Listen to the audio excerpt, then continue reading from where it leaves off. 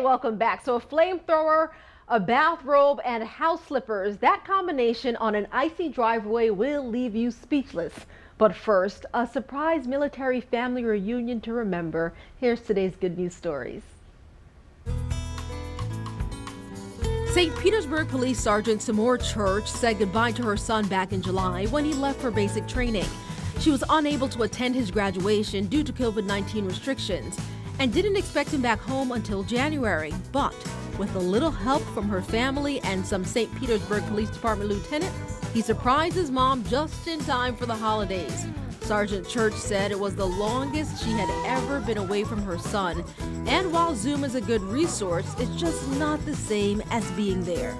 Goats and donkeys dressed up in their holiday best spent Christmas Day spreading a little holiday cheer.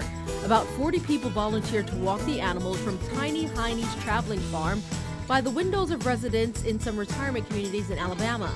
The farm's owner says she just wanted to do something to show the residents people were thinking of them during the holidays. Last spring, when the pandemic put millions out of work and the lines at local food banks stretched for miles on end, a group of college friends created the Farmlink project. It's a pipeline between farmers, suppliers, and food banks. Their efforts went from a local effort to a nationwide initiative. The group says they have already delivered 14 million meals to those in need, and they've set a goal to deliver 20 million pounds of food by the end of the year. Here is something you have to see to believe. A man in Kentucky found an effective and potentially dangerous way to melt snow and ice in his driveway. Timothy Browning, dressed in a bathrobe, slippers, and a helmet, used a flamethrower to get the job done. He shared the video on Facebook and said he thought it would be funny.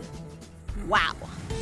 In the Information Center, I'm Keitha Nelson, First Coast News on your side.